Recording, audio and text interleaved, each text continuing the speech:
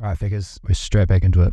Charging tomorrow with a baguette in hand. This month we had less payments and less net dividend income overall when we compared January 2023, and it does have me shook, but I think in the long run we'll work out with a larger income than 2023. First payment came from AGNC, who paid $3.33 into the portfolio. AGNC's future is apparently looking better than mine, so I'll take that as a reason to continue to invest into this company. I've said countless times before that the MBSs and CMOs that this company invests in for principal and interest payments are guaranteed by United States government-sponsored enterprises such as Fannie Mae and Fannie Mac. This provides a huge added security to investors, as it means that in most cases the company will still generate some form of income regardless of defaults by the public. I don't know why exactly, but people seem to be sleeping on the fact that it's currently trading at what experts believe to be a 58.6% undervalued rate. What could be the reason for this is that people see the debt-to-equity ratio at a ludicrously high level and run for the hills, which is completely understandable, as you should really only want a dividend-to-equity ratio of less than 1x its equity,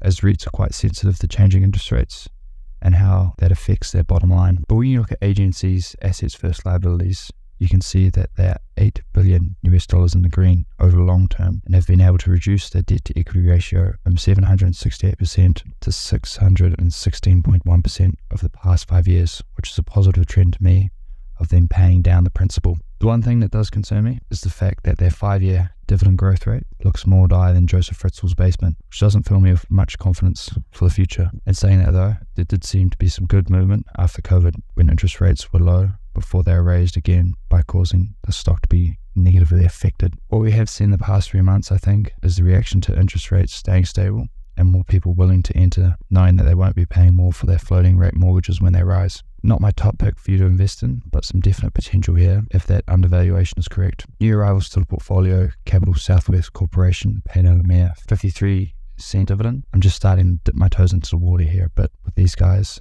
as I continue to conduct more research. But I think for the most part they'll start to rival Prospect Capital as another favorite BDC in my portfolio. They are more diversified than it is City, New York LGBT meetup and have most of their loans secured as first line, which is music to the ears of investors. That essentially means if things go tits up, then Capital Southwest Corporation shareholders are paid first before other major investors. CSWC has continued to lower second line debt and increase first line debt over the past 7 or so years. It doesn't look like it's slowing down anytime soon. I still don't have their most recent earnings report, but looking at their latest one from September 2023, they aren't doing half bad at all, with a net profit margin of 44.13%. Due to this, CSWC is now looking to be more undervalued than 50 Cent when he travels to Zimbabwe. While it does look like sunshine and rainbows, there are a few things to keep an eye on, one of which is that its debt is not currently covered by its free cash flow, although this is expected to change rapidly, with earnings having grown by 17.8% over the past 5 years. EFC then paid out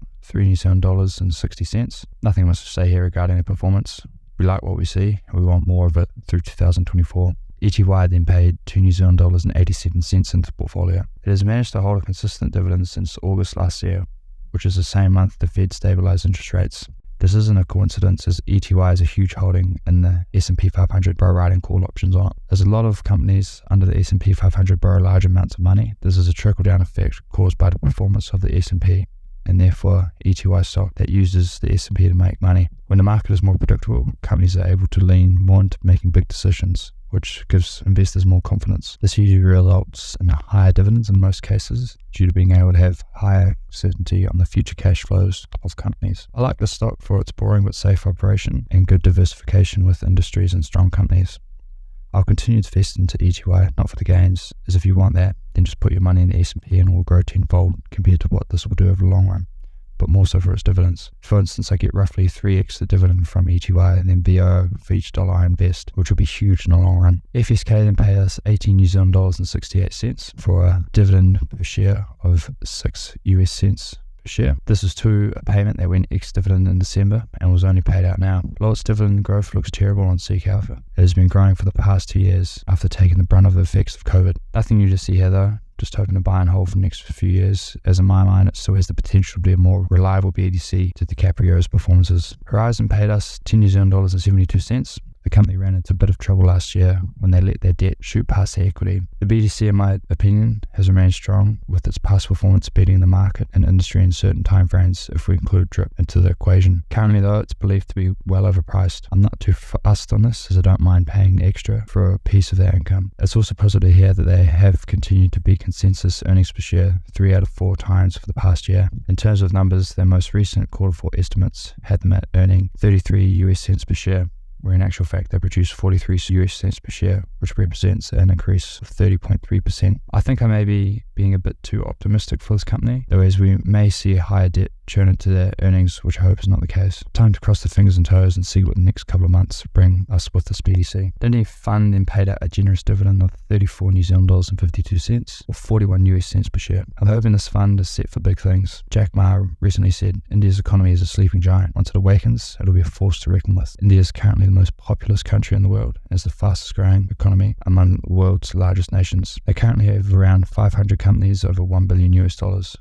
If you look at their MSCI index for relative performance as a total market, you can see India has started to rally massively compared to the rest of the world and has beaten the Chinese market by nearly 130%. Ever since Narendra Modi assumed position as Prime Minister, he has aimed to take India's economy into a free trading capitalist-based entity which will serve the country well. We'll definitely be aiming to buy this stock whenever I have free cash. GB paid out another consistent dividend of 0.42 US cents per share, which has netted us $1 New Zealand dollar and 64 cents. Nothing much to say here. Just planning to reinvest more heavily as I grow old and grey for more dependable income. Newtek paid out 60 New Zealand dollars and 12 cents after being down and out. The stock price is still down and out, and to be honest, sometimes I forget why I've invested in this company in the first place, especially if you look at what has happened to the price over the past 5 years and 1 year. But then I see what experts believe is its fair value price, and I get a bit excited and almost hit a light at the end of the tunnel. If you then take into account their past and forecasted earnings and revenue growth, you'll be pleasantly surprised. However, regardless of the high revenue, they still have negative free cash flow due to cycling on massive amounts of debt. The president of the company did recently buy $68,000 worth of stock, so he must be confident that the forecasted revenue will continue to rise and therefore put an end to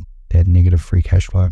Prospect Capital, as always, came through for 6 US cent dividend per share, which ended up netting us 19 New Zealand dollars and 1 cent. The company's stock price has dropped tremendously, which could be tasteful for those investors willing to take a risk due to the low entry point. Prospect Capital is the 5th largest USA BDC, and due to its large assets under management, there is a ton of benefits, such as access to more cheaper and flexible leverage and better diversification. Regardless of that though, the company still takes on more than its fair share of risk in my eyes by exposing itself to unnecessary risk through only having 65% of its portfolio invested in first line structures. For the context of other major BDCs, they usually sit at 80 to 95% of the portfolio invested in first line structures. Prospect Capital also has 80% of its portfolio in property, which has taken a hit recently due to people's inability to refinance cheap loans that were assumed during COVID or buy into property due to the rising house prices in the USA. It's one I'm going to hold on, as still to this day it has had resilient cash flows and no registered investment write-downs, which is music to the ears of investors. We were then paid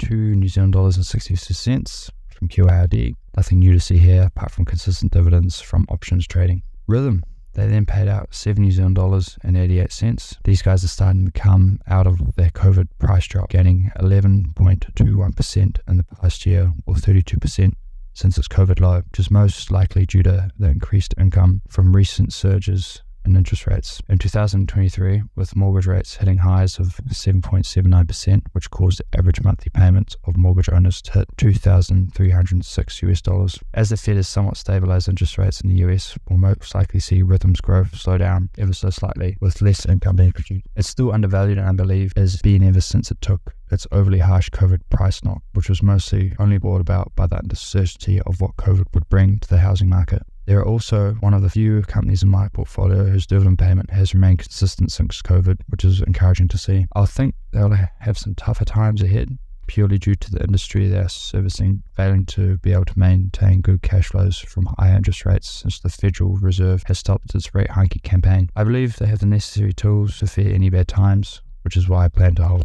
STAG also came through with its reliable dividend per share of 0.1225 US cents per share, which got us to 3 New Zealand dollars and 79 cents. It's reassuring to see that STAG increases its dividend, even if it's only by 0.68%. The stock has continued to be dependable dividend payer, while allowing for consistent growth. Maybe slightly overpriced, but in my mind, it's a definite buy and will continue to be so due to the consistent dividends and growth. We may see some turbulence in the price during this year, but I believe the dividend will not drop due to the fudge factor STAG currently has with its cash stockpile. Next, we had TSLX, who paid out $5.12. These guys, along with Capital Southwest Corporation, are someone I want to depend on more as my portfolio grows. Although we all know past performance is never a guarantee for future performance, it's inspiring to see that over a 5-year period with reinvested dividends, they've been able to nearly outpace the market and industry. They have a healthy net profit margin and a payout of around 80% of their profits to shareholders. Their debt to equity ratio has also trended downwards over the course of 2023, which I'm hopeful will continue into 2024. For me, it's still more of a hold, but I'd like to increase my position hugely if I see promising signs in 2024. All in all, for this month, we didn't do amazing and actually fell short of 2023's January performance by negative 42.63% as far as dividend goes. In January 2023, we netted $227.36 versus only $130.43 this month. Bit of a shaky start to 2024 as far as dividends go, but apart from that, we've actually managed to have a positive total return of $183.63 or 0.27%. The portfolio grew by a mere 0.23%, but it's good to know it's moving in the right direction. The dividend yield is slightly too high as it's crept up to 6%. When ideally it should be around 5.5%, which is something I do need to be vigilant of. Looking forward to February and what it brings with it as far as dividends go.